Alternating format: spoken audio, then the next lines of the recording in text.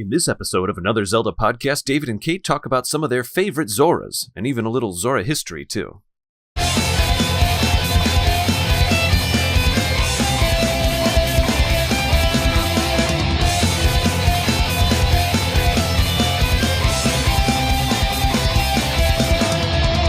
Hello and welcome to another episode of another Zelda podcast. I am David Geisler, your co-host for tonight, and I am here with my co-host, Kate May. Kate, how are you? I'm good.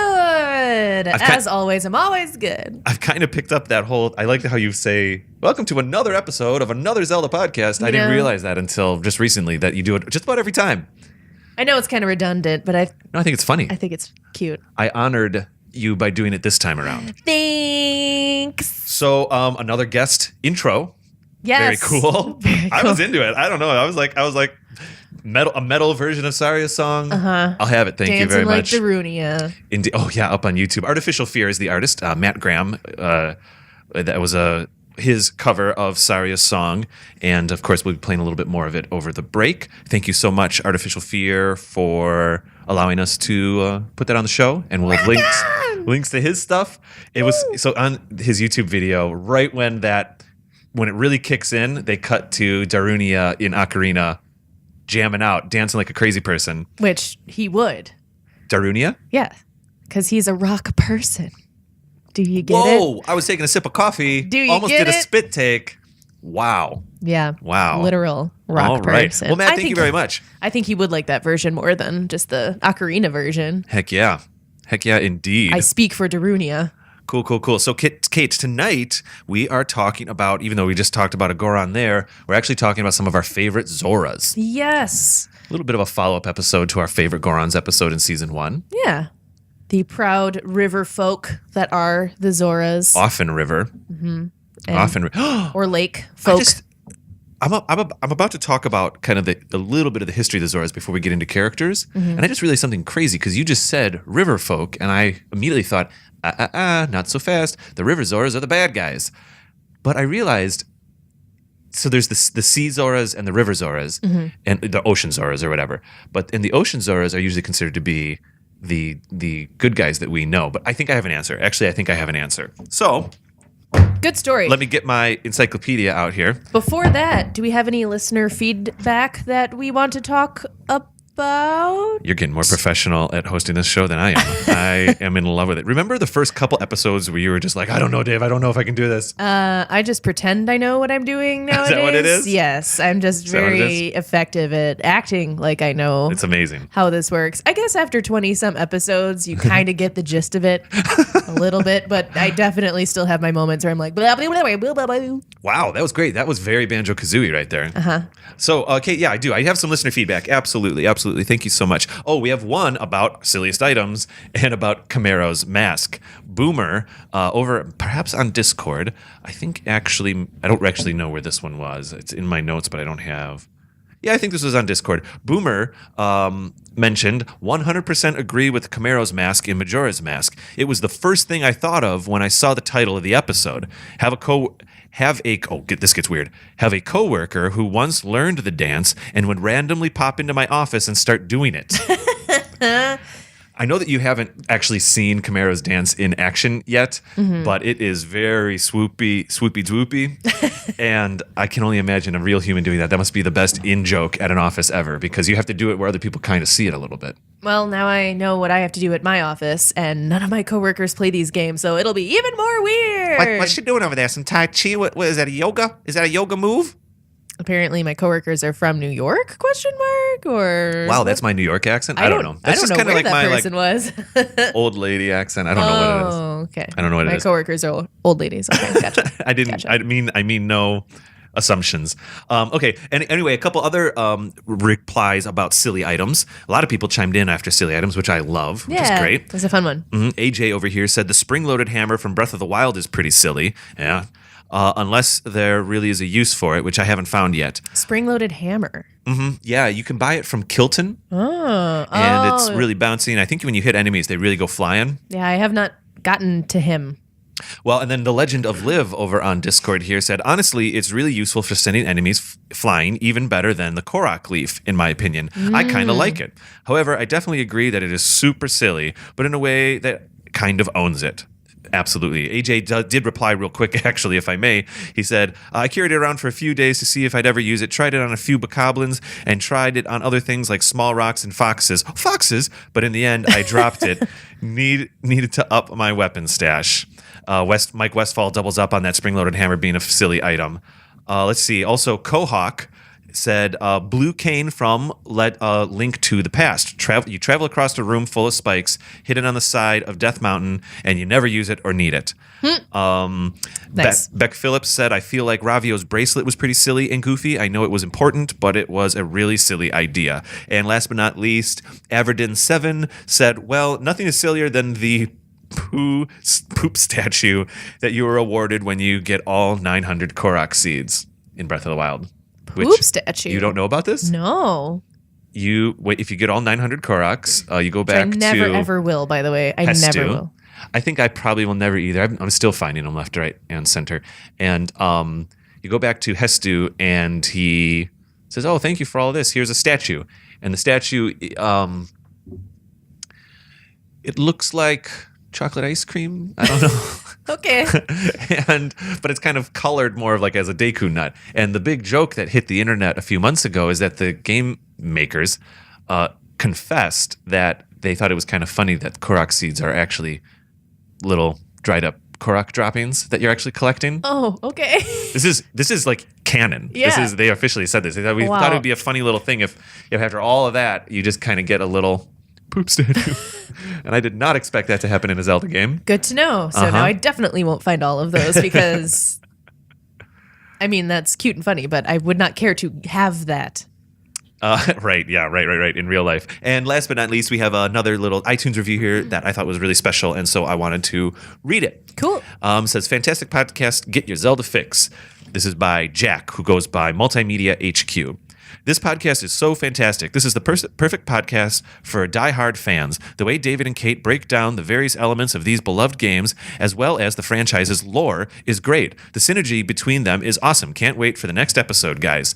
Thank you so much, Thank Jack. you. Yeah, very, very kind. So nice. Liked his observation of us also kind of getting into the lore. When we started this podcast, I kind of thought that I didn't care too much about that. And I've found over the course of all these episodes that I'm into it in a big way. It's kind of seeped into my fandom. There's just so much info there to draw from that it's interesting to get into that. And I think it would be a shame if we hadn't. So yeah, definitely cool to learn more about, especially with the help of our encyclopedia.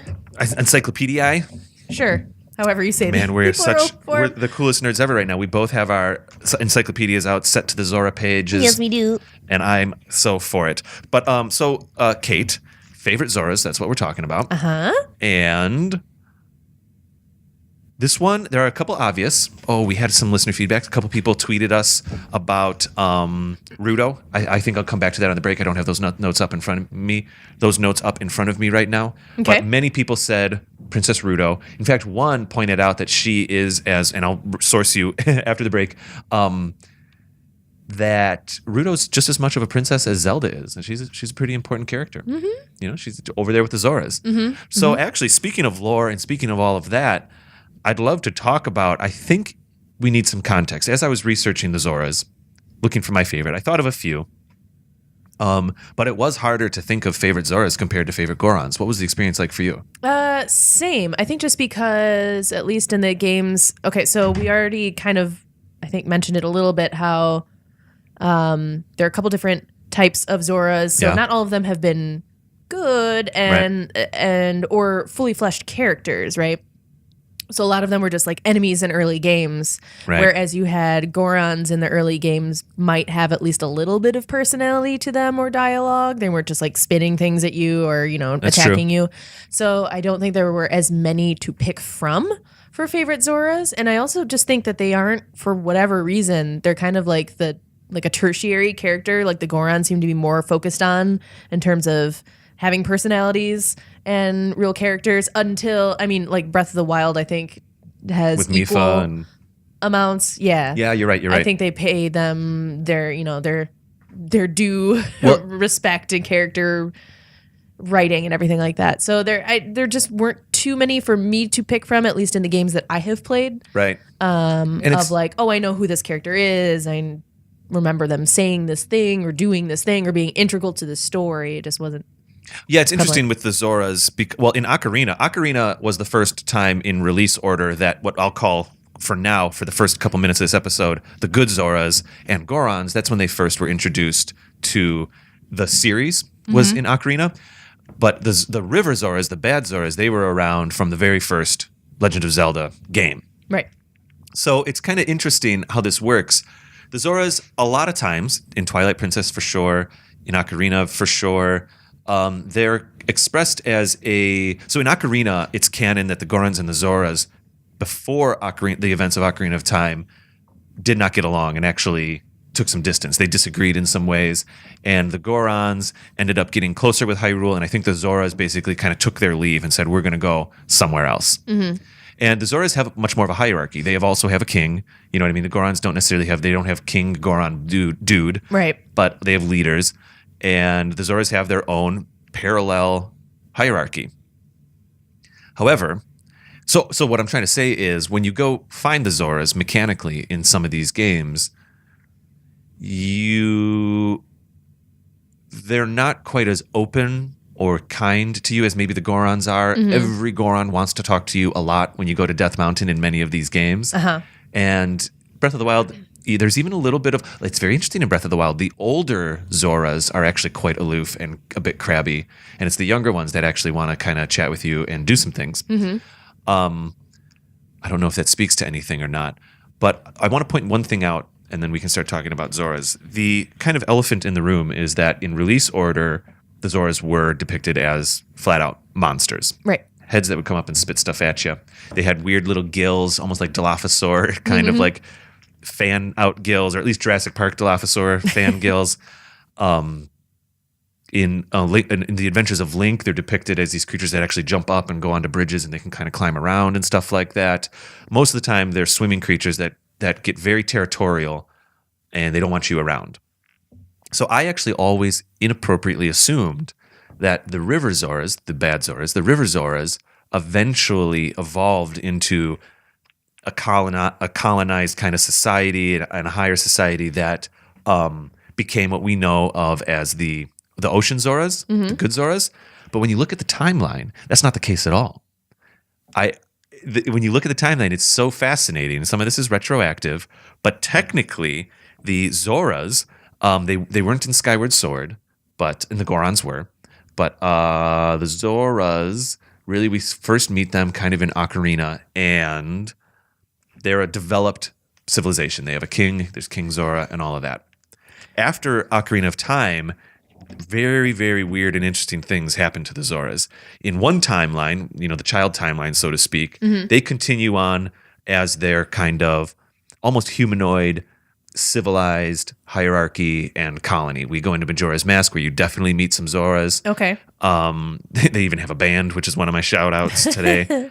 And then Twilight Princess, we know that Twilight Princess is, canonically in the timeline after Ocarina, and that's the same race of Zoras hundreds of years later, more developed than the Zoras that we have in Ocarina. And I think that's shown because the Zoras in Twilight Princess actually kind of wear clothing and stuff like that, where the Zoras in Ocarina do not. And then that also brings us to Four Sword Adventures. However, if you take another path on the timeline, the Zoras, oddly, evolve into the Rito, the birds. Right. Which that one's a little hard for me to subscribe to. Right. That's a little... We've talked about that. Odd. But most interestingly, if you take the route of, I think it's the Fallen Hero, where you go towards A Link to the Past and Link's Awakening, the Oracle games, A Link Between Worlds, and all of that, it gets very, very interesting. What happens is the Zoras themselves have a disagreement, and they kind of split.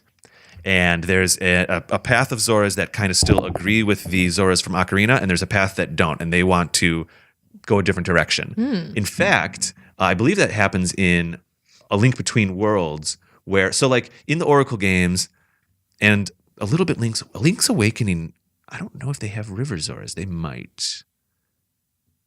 And I think there's a talk about Zoras in Link's Awakening. But anyway, in the Oracle games, in Oracle of Ages, you absolutely meet civilized Zoras. Okay. You get the Zora, you get the mermaid suit, you swim down, Right. they have a Jabu Jabu, they have all of that. There's actual Zoras, just like in Ocarina, swimming around and you talk to them, and it's the Society of Zoras from Ocarina if Link did not succeed. However, then in A Link Between Worlds, a game that you and I have not played yet, there is a character, and I don't have her name here. Queen Oran from A Link Between Worlds. She is a character that decides that what the Zoras are doing isn't great, and she wants to take them in a different direction. And some people, and she actually has those side fins. I am seeing this in the encyclopedia. Yes, indeed. So she talks to some of the Zoras, and they kind of go a little bit rogue. They're almost a Yiga clan for the Zoras. Interesting. And they go off, and they don't want to talk. They don't want to connect with society anymore. Is the quick version of talking about this. So you still have normal good guy or developed ocean Zoras continuing along the path. However, this group that goes out and kind of lives in the wild, they don't necessarily de-evolve, but they just get incredibly wild and they get incredibly territorial, and they don't want anyone coming around. And that is what we know of as the River Zoras, which, of course, in release order, is the first time we see those things. They're the heads that pop up in Link in the Legend of Zelda for Nintendo and spit fire at you, because what they're really doing, retroactively, narratively in the timeline, is they've created their own society. Well, not even a society anymore. They've disappeared. They've become bandits out in the wilderness, and even that has de-evolved or broken down to the point where they're practically monsters then by the time we get to the Legend of Zelda for Nintendo. Interesting. So we actually start with developed Zoras in Ocarina, and they don't de-evolve, but they break down and evolve into a much wilder creature, which becomes what we know of as the River Zoras. So that's the actual connection. Isn't that fascinating? That is so much detail. That's like, I mean, I understand. It's crazy that they had to put that all into place. Well, I think from a development point of view, the River Zoras obviously existed first because they appeared in the first couple games as bad guys. And when Ocarina of Time was being developed, I'm sure that there were certain developers that were working on the game that were looking for another race. Right. They came up with the Gorons. The Gorons were a new idea for Ocarina. And coming up with this race and saying, well, maybe, I'm sure someone somewhere in some meeting was like, well, what if we take the Zoras or whatever, do something with them. Or they start making them and they go, oh, this might be our version of the Zoras. Now, also, the quick math, though it's not math, the quick version of this is that in the Hero Succeeds timeline, the Zoras eventually evolve into the Rito, which we're going to table that for now. Because why? Yeah. In the Heroes timeline, in the Child timeline, the Zoras continue very close to how we understand them to exist in Ocarina, Majora's Mask, Twilight Princess. They continue as their own civilization. They're still a bit aloof. Zora's domain in Twilight Princess is up the river. That's classic, go up the river to find the Zoras kind of thing. You have to find the Zoras. The Zoras don't come to you. Right. Whereas like the Gorons oftentimes are working in conjunction with Hyrule. How does the royal family of the Zoras make sense? Because like you said, there's not a royal family of Gorons, but there's obviously a royal family of Hyrule. So they, like, how do you have two kings at the same time, but it seems like one is more powerful than the other? Well, it's a little bit gray, but the basic idea is that, the way I understand it, is that Zora's domain is almost Zora's kingdom. It's, from a political point of view, Zora's domain is its own set of rules. And so when you go to Zora's domain, there might be ambassadors of Zora's domain that come to Hyrule. We understand the entire map to be Hyrule, but I think that's not 100%. Again, there's a little bit of that Zelda distortion. Like I said, if you go to a castle town and there's one person or 10 people, that you have to kind of use your imagination to pretend that's 100 people. Well, when you go to Zora's domain, if you use your imagination, then that's another continent or another land. It's a little bit of the direction there. And that's why it always takes so long to get to the Zoras. You have to go up the river. It is a path to get to the Zoras. I think that is figuratively, I think that's like presenting the idea of travel in the game. Sure. But don't they pay allegiance to the royal family of Hyrule? So in Ocarina, they certainly do. You're right. But I think it's an agreement. Also, there is some narrative before Ocarina. There's things in comic books and there's things in like other things that are technically canon that I don't know as much about, but I do know that there was a big kind of civil war, and the Gorons and the Zoras and the Hylians, there were some agreements and disagreements, and we'll have to just look into that in a deeper episode another time. Maybe we could do a Hylian war episode. Ooh. I'm serious. Try to figure it all out. Okay. Yeah, that was just occurring to me. Like, how does that make sense? There are two kings, but one king is like more powerful than the other king. I don't know. Well, I don't know if the king of Hyrule is more powerful than the Zora king in Zora's domain. True. You know what I mean? Interesting. I like all the crazy details. This makes me happy that all of this exists. Yeah, some of it, here's the thing about Zelda, and this is what's fun and sometimes a little frustrating, but usually fun about Zelda. The lore, as I'm now kind of admitting I'm totally getting into, the lore sometimes comes from a place of design where it may not be motivated by story or narrative. The lore sometimes comes from something that's very motivated by story and narrative, like some of the things that happen in Skyward Sword, where they said, okay, we're going to make this character demise. We're going to make the goddess Hylia. We're going to set some rules down here. Sometimes it's just game designers saying, this is how Zoras are going to look in this game. And then they have to make sense of it all. You know what I mean? And that's sure, okay. It's out of necessity. Yeah. And sometimes it's timeline, and sometimes it's exterior canon, and sometimes it's what the fans put together. And that's just how this is going to work. I love it. Yeah, I'm okay with it. I'm very okay with it. And then you get cool things like encyclopedias. I was just going to say that. That essentially become canon for some of the data and all of that. Exactly. So with that said, hopefully I laid down a little bit of context. We only have about 10 more minutes for the first half here, but I'm fine with that. I think we would be remiss if we did not talk about the most famous favorite Zora, in my opinion, which I think for most is probably Rudo in Ocarina, because that's the first real Zora that we really, really interface with in a engaging way. Yeah, and she provides a lot of humor for that game. I wrote, that's right. You gotta include Rudo. You just have to.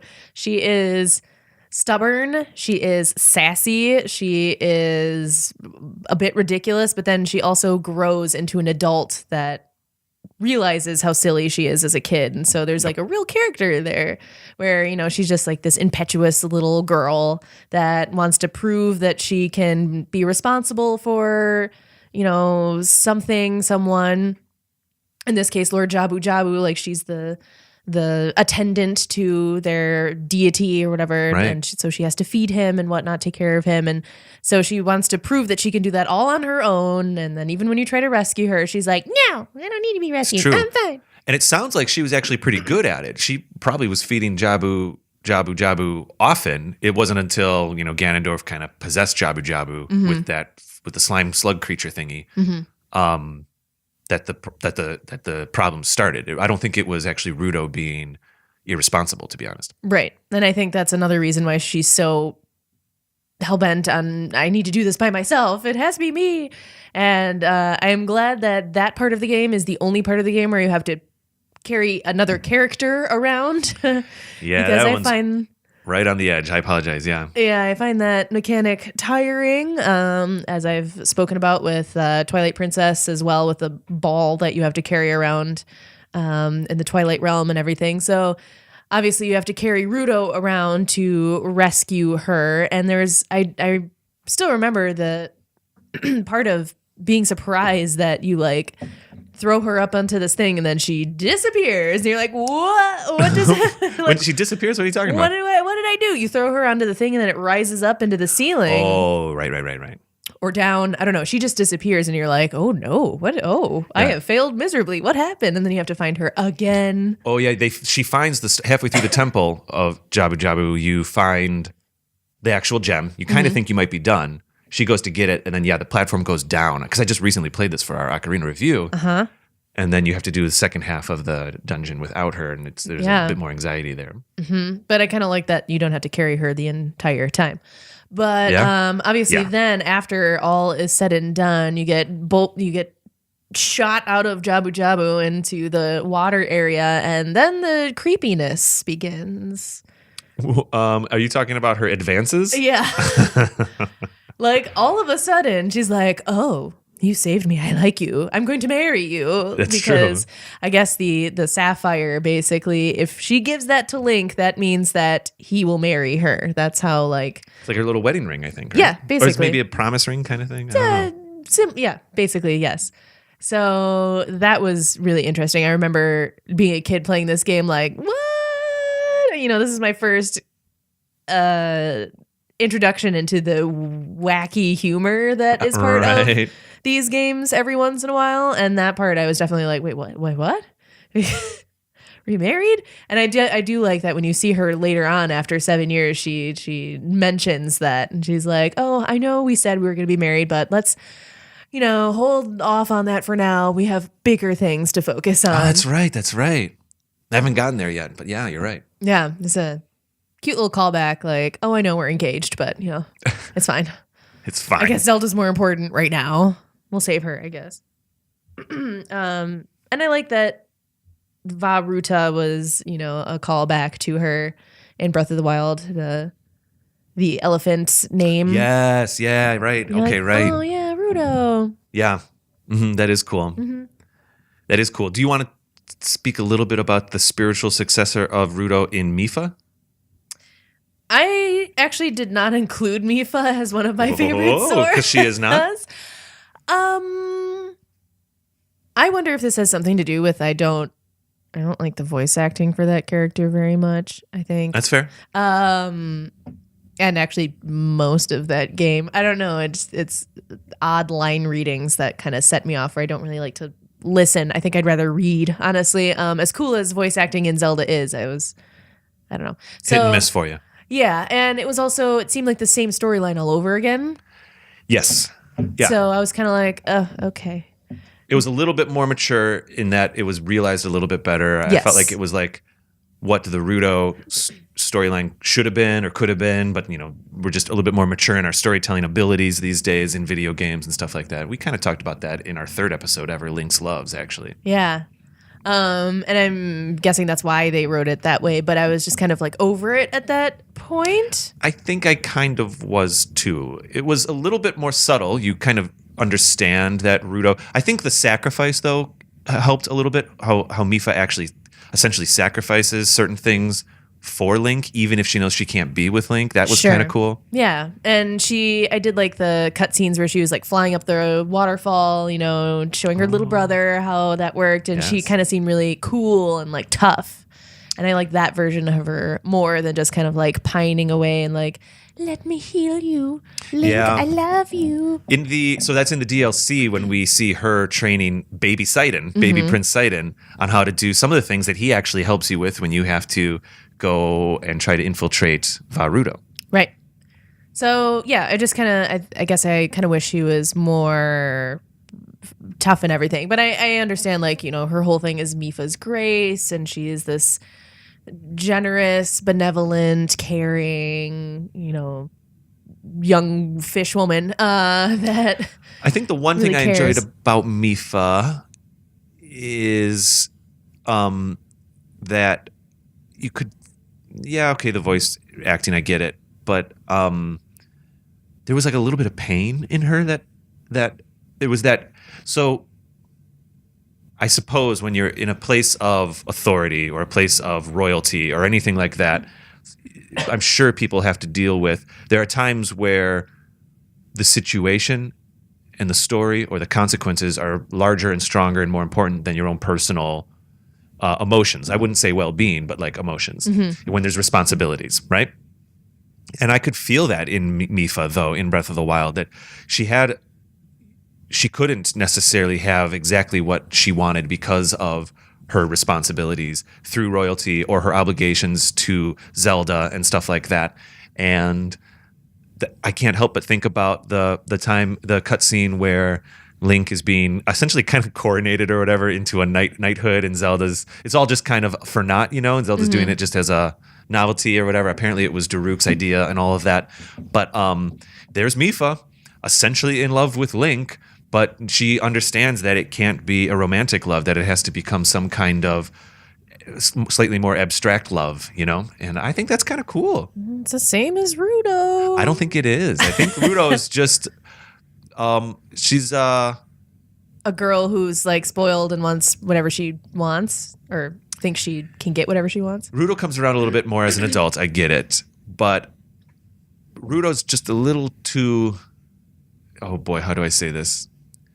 Rudo is her motivation. She's a little too hot in the pants. You know what I mean? Like, whereas Meifa, there's a larger meaning to it all, in my opinion. I guess what I meant when it's the same as Rudo is adult Rudo, where she's like, okay, well, this is the world. Saving the world is more important. I can see that. Blah, blah, see that. Yeah. It's just like you said. It's just a more realized and better told story in Meifa's case. So. Remind me, why does Meifa fall in love with Link in the first place? She just sees him and thinks he's cute, and he... A little bit. Because remember, Link doesn't fully start as Zelda's knight. Right. If you put all the cutscenes together accordingly. And there's a little bit of... I think there's implications that they knew each other as they were kids. Because Link, it's so easy for us to imagine that Link starts... that his home, quote unquote, is that Shrine of Resurrection. But it is not. In fact, a lot of people have kind of tried to guess, where did Link live 100 years ago? Did he live in, Hatno Village or something? But anyway. Interesting. So he was just of the world, walking around being a person. Obviously, he was probably talented or something, and then, I don't know exactly how the Hyrule family, if he was born into it or what. I don't know what that story is there. But yeah, they knew each other as kids, and she grew an affection for him. Okay. So why don't we go to break here? Okay. And then when we come back, we're going to do a shotgun blast of a lot of different Zoras. I think Meifa and Rudo are the two heavy hitters there. Yes. But now we'll talk about, we can talk about Sidon, I think is very important, and a few other characters. So we'll do that when we get back from the break. Okay. Cool. Bye.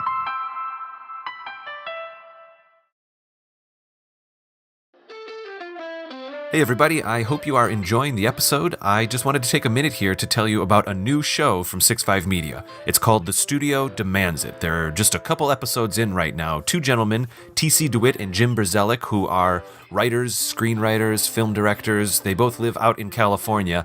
Every other week, they get together to essentially try to satisfy a fictional studio's demands.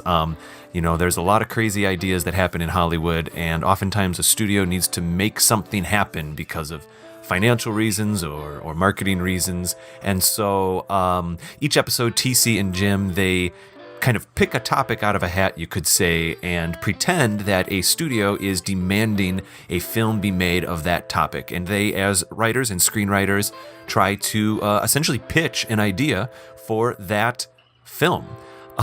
Ideas as horrible as things like maybe Titanic 2 or something like that. They've already done episodes on the Die Hard franchise, how to reboot Die Hard. They did most recently a Cannonball Run episode. What would you do if a studio demanded a remake or a reboot of Cannonball Run from the early 1980s? They've talked about the Expendables. How do you go forward with Expendables without Stallone attached? And so each week they just kind of do a thought experiment and pitch a fictional film to a fictional studio demanding something. So you can find them on Twitter and Instagram at Studio Demands It, or at their website, which is studiodemandsit.com. You can also find their episodes on iTunes and Google Play. So go check them out. Hi, I'm Jordan Johnson. And I'm Max. And we're here with The Top Hat Balloon Show. That's our show that we made. Yeah, it's a sketch comedy show. Comes out weekly. On YouTube. And on iTunes. And you can find our website. Go to our website, thetophatballoonshow.com.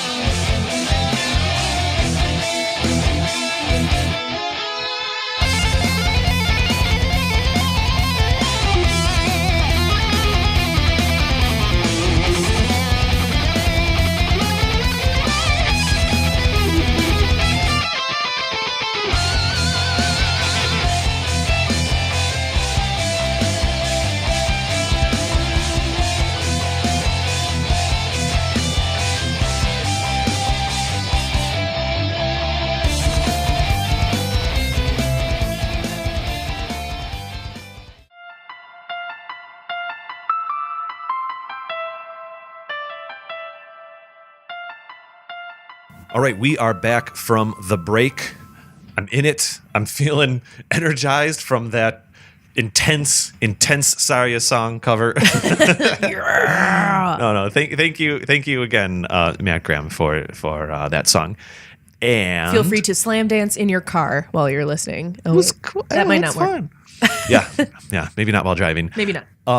Pull over, dance on the side of the road. So Get back in your car. I kind of want to jump over to like Majora's Mask and even some other stuff, but I feel like we're on a thread here with Breath of the Wild. Would you care to stick with Sidon? Sure. Yeah. He's a character that I think I was kind of annoyed by at first, and then I kind of grew to like him more and more. Because I was kind of over the whole like winking, teeth gleaming. They kind of Cocky go. guy. There's like that one animation he does, and they go to that well often. Mm-hmm. A little too often. So obviously he's the son of the king, and he's Meifa's brother, and he seems like this guy that knows what he's doing all the time, and at the same time he has to ask Link's help. So he is vulnerable in that kind of way. So at first you meet him and he's like, follow me, and there is, I'm kind of the guy sort of in charge, or the second guy in charge, and Yeah, he's definitely like... I'm great. He's a type A personality, and he probably does lead and motivate people in Zora's domain. Mm-hmm. But he can't do what needs to be done, so he has to ask Link for help. And then there's also scenes like if you come upon him at nighttime, he's mourning the loss of his sister. it's So true. he's looking at her statue, and you learn more about him in that way. He's not just this guy that thinks he's amazing. As there are plenty of characters in the Legend of Zelda series, I think, that think they're amazing. But there's definitely more to him, and you kind of realize, he doesn't have one of his only sibling anymore. Yeah. I enjoyed Sidon because at first I was like, okay, here's the cocky guy or whatever. And the thing is, sometimes with Zelda games or any fictional narrative, when a character is presented one way, is you think to yourself, is there going to be growth or change? This person's a crabby person and they become a good guy. This person's great, seems great, but you realize they have some issues, that kind of stuff. With Sidon, ironically for me, it was refreshing that he presented as a good guy and was a good guy. Yeah. It was actually kind of nice to where I was like, oh, I can just kind of subscribe to this guy. I'm okay with this. He was well spoken. He knew what the Zora's domain needed. He knew how to speak to the crabby elders. He knew what to do. And I also enjoyed. So was there growth? There wasn't growth in that there wasn't like a twist on his character. I kind of actually loved that there wasn't. But I think he did have growth. The way he helped and the way he dealt with some of the other characters in the city. That was a little vague. I apologize because I got distracted with another thought just now about Sidon. I just realized he's the first and perhaps only, pardon me, lead male Zora character in a Zelda game that Link interacts with, like a lead narratively. King Zora? So I think that's a side character. Oh, okay. Like Sidon is he's your Rudo and a little bit your Meifa, but he's really your Rudo in Breath of the Wild. He's the one that takes you, brings you, looks for you, and It's true. Okay, so here's another thing that makes me a little bit uncomfortable about the Zoras is that up until Breath of the Wild, they were actually Twilight Princess I think fixed this problem. They were depicted in a very odd way. They were it was like Rudo having a crush on Link. It was all kind of like wink, wink. They're the girl characters. You see where I'm going with this? They're the girl characters for Link. Oh, okay. They weren't like a realized society. Right. And Zora, Twilight Princess, you started to see them become more of that with a character I hope we talk about in a little bit, the little prince that's sick in Telma's bar. They start to have a little bit more of a realized society. They're not just kind of these weird characters that have crushes on Link. And Thank goodness. Well, and then some would argue Sidon just might have a crush on Link, and I welcome that too. I think that's great and interesting. Okay. But There's a lot of winking going on. a lot of actual literal winking.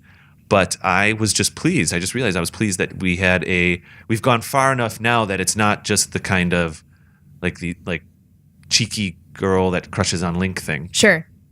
I don't know. He kind of, in the way that he becomes more multidimensional, it I know people like that where you meet them and at first they seem like, oh, I'm the best, and then you get to know them and they just become real people. And it's the same kind of thing where you meet Prince Sidon and he becomes a real character after a while. And I like that you have to play more of the game and experience him and or interact with him at different times of the day to really get the full story. Yeah, I agree. It's cool. I agree.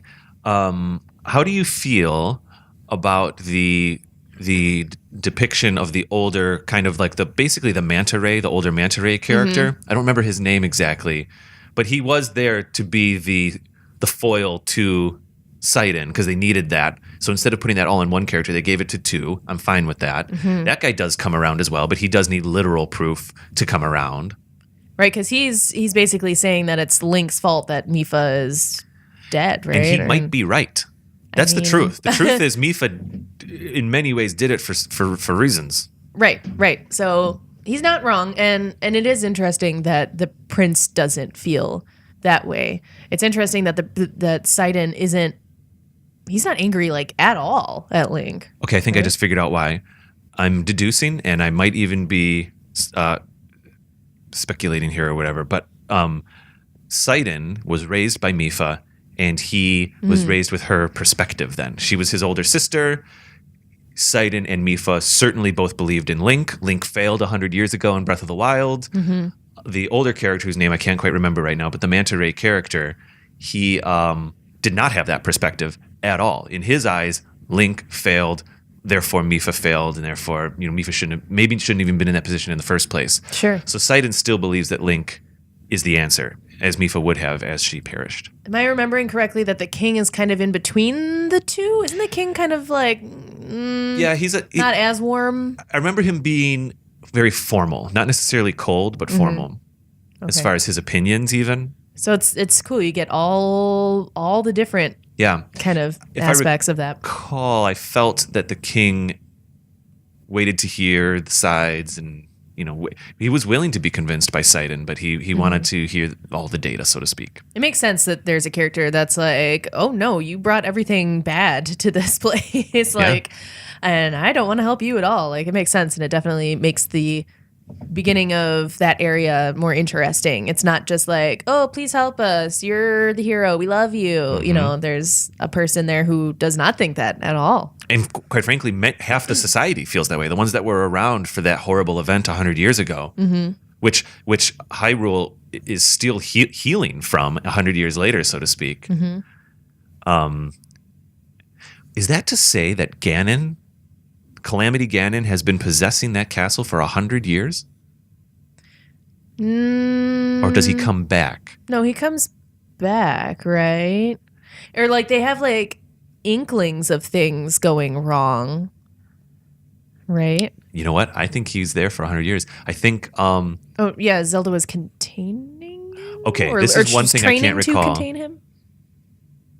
Trying to contain him. One thing I can't recall is why Link is reawakened 100 years later in the Shrine of Resurrection. Who does it and why? I know that it's Zelda's voice saying, Link, open your eyes and all of that.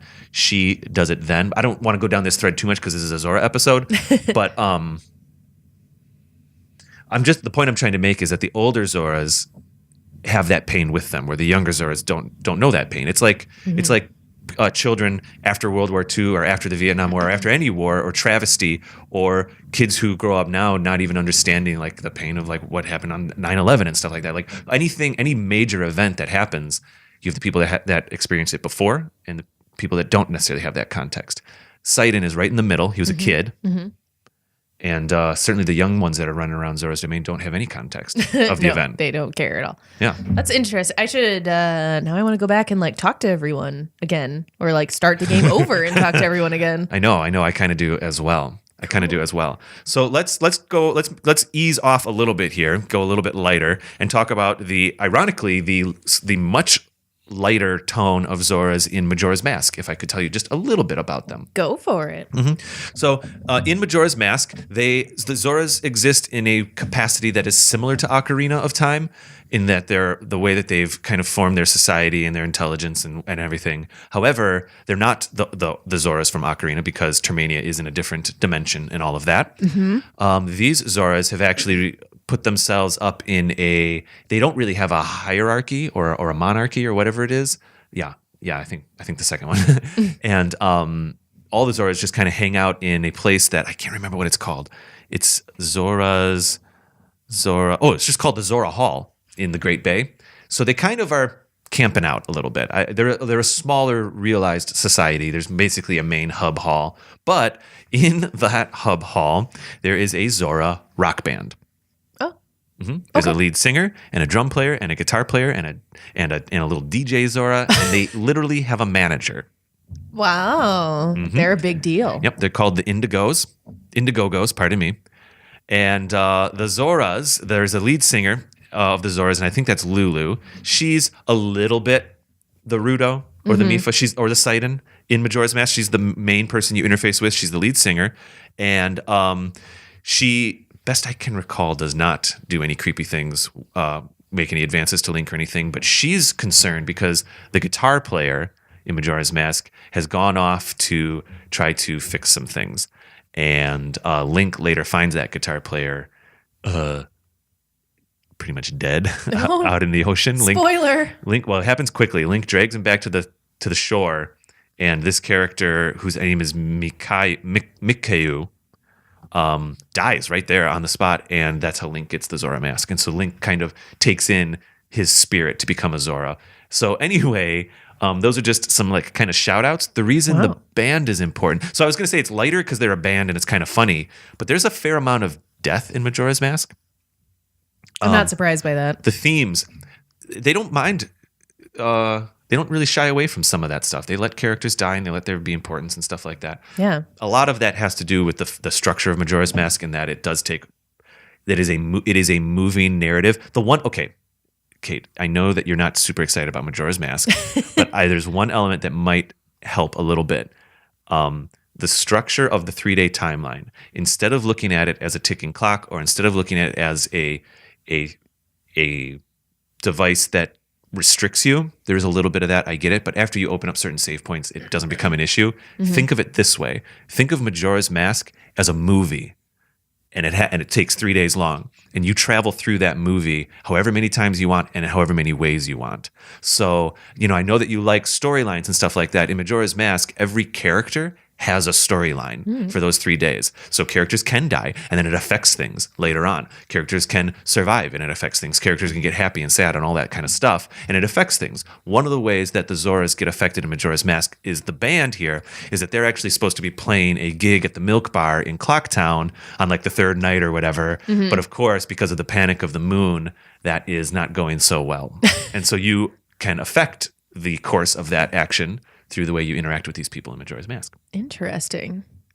I am reading on the Zelda wiki for this that one of their most popular hits is Ballad of the Windfish. That's awesome. That's what it says here. That's kind of cool. Which was made famous by the previous generation of the Indigogos.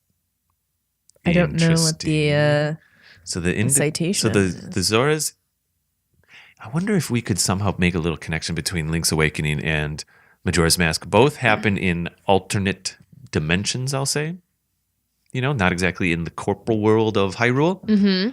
Maybe there's something there. But anyway, that's kind of cool. Also, it could just be a cool reference. I guess Toto says, the popular group that we Zora are so proud of. They put out a lot of songs. One of their hits is Ballad of the Windfish. You know that song, don't you?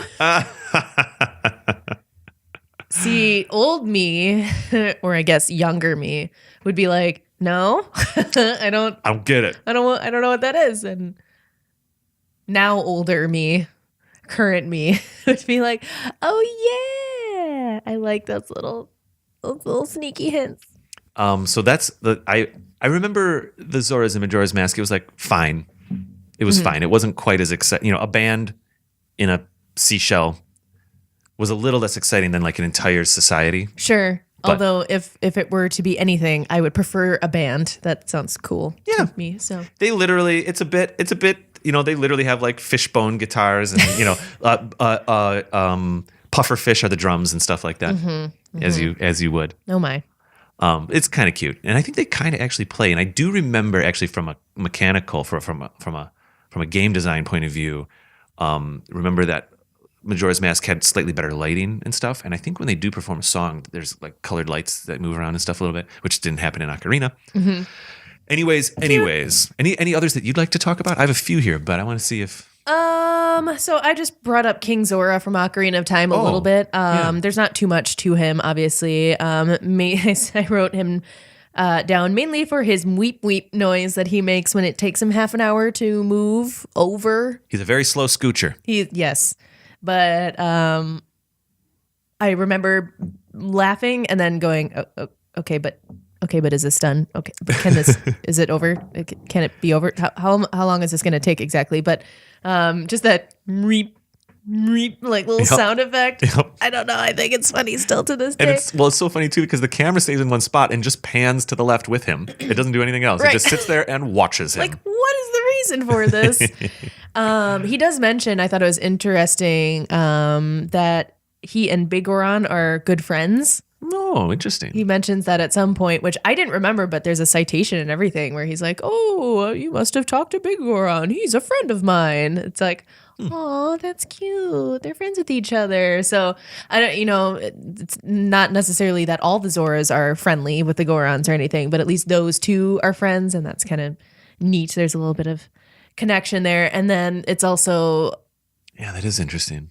It's also interesting, I think, how at the very end of the game, during the credit scene, he's sitting with Mido, however you say really? is that, because they've both lost someone important to them, and they're not like going, "Yay, everything is great, hooray!" They're just kind of sitting there, and they're like, "Okay, things are good now, but at the cost of someone that I really care about." And it's sad. And we will speak to this in our Ocarina episode, but I must now ask. I'm just distracted. I apologize. Do you feel? Most do. Do you feel that the sages in Ocarina, that they're dead? Like when Saria becomes a sage, when they maybe not until the very, very end when they use their power. I see. To help you. When maybe that's when they're like giving up everything. As you play through Ocarina here for our review, consider that as you go, because I think there's technicalities where you don't actually see any of them after they perish in the temple that you're going to. Okay. There's a little bit of a Breath of the Wild thing there too, now I just realized. Yeah. Sages are mysterious because they can be killed, because in Twilight Princess they are murdered. What? In Twilight? Yeah.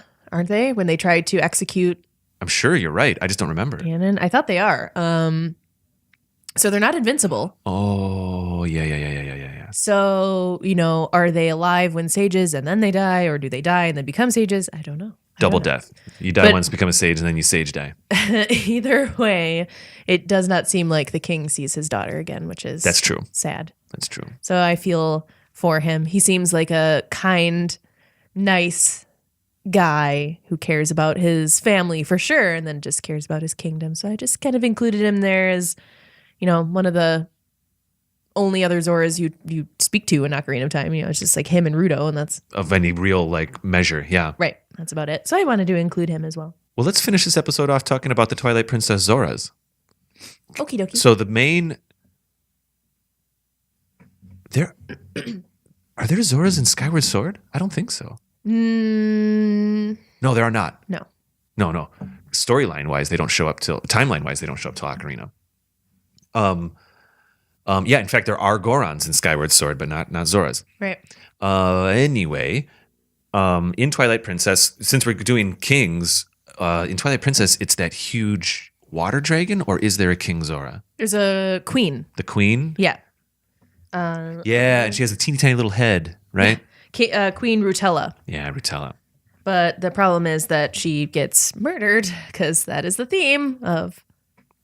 Oh, Rutella. Zoras. Yeah, there's also that water dragon that I'm confusing for because it's just so large, which is not necessarily a Zora. It was just a water dragon. Yeah, Rutella, and then Mikayo. Oh no, not Mikayo, but her little son, whose name is Rallis. Yes. Rallis.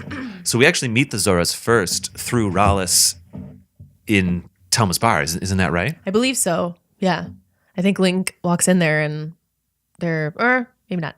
I don't remember how he comes about, but yeah, that's I think how you we're... might be a wolf the first time. It's possible. But anyway, I think it's the first time you're in Telma's bar, you're a wolf, but it doesn't really matter that much for this conversation. Yeah.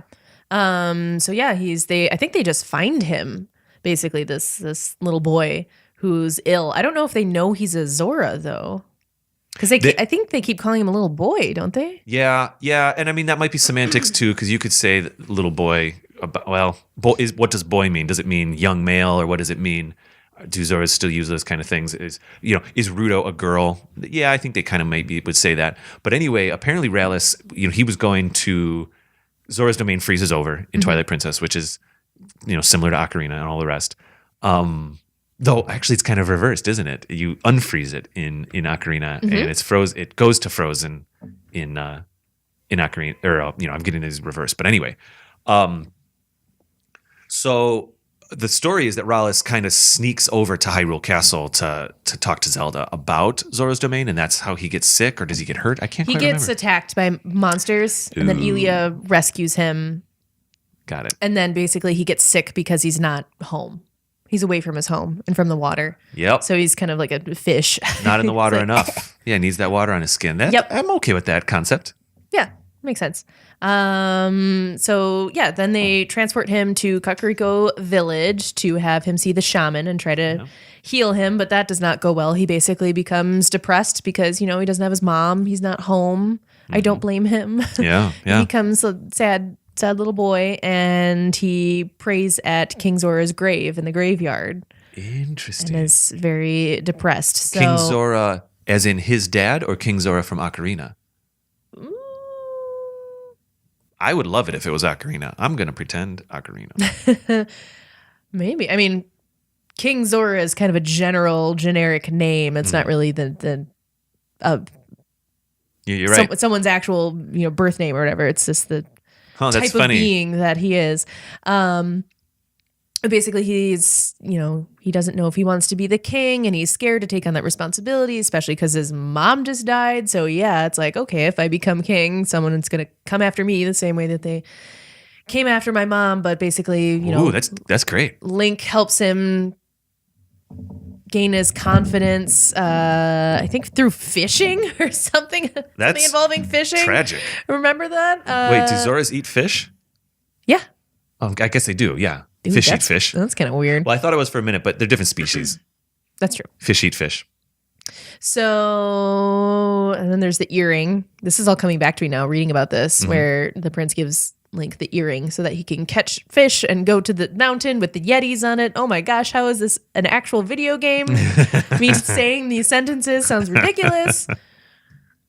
But anyway, then the prince basically returns, and looking back on the description of all this, it seems like there's much more story than I felt like there was when playing the game. Yeah, I agree.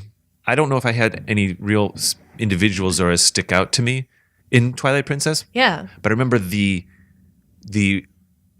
art, the design of the Zoras in general, I was really taken with in Twilight Princess. Yeah, it's a shame that you don't do very much with them. I mean, the queen kind of floats around and guides you somewhere, and then you talk to the prince a little bit, but not a whole lot. Yeah. I guess at the end, he reunites with his mother's ghost and everything. So that's like a happy story, ? But yeah, I wish there was more I just thought of something. to them.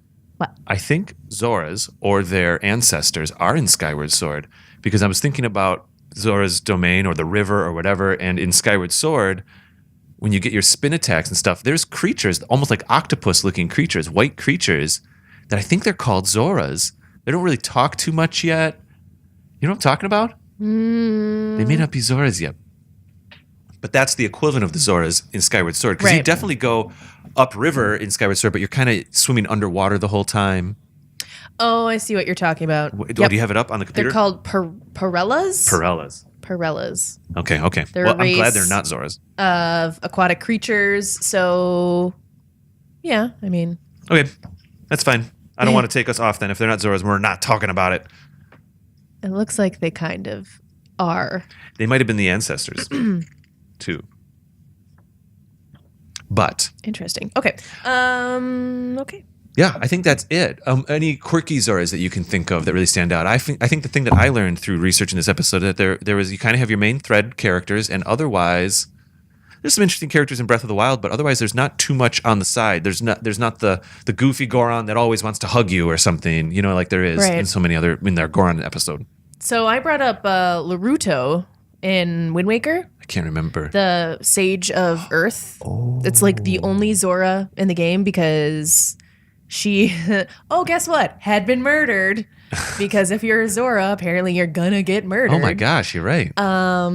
So, her name is Naruto. Is she a descendant of Ruto? How does that work? I don't know that that's been like officially confirmed. I know that like there's some it fits in the timeline similarities or something between Ruto and I don't know. And there's just like you think that they might be connected in some kind of way. Her clothing has the mark of Nehru on it, which is the same symbol as the Zoras tend to be associated with. I just don't get how you get from there to the Rito, but again, we decided not to have that discussion. The Rito thing's so frustrating. We won't fully have that discussion because it's like, quick, let's flood everything.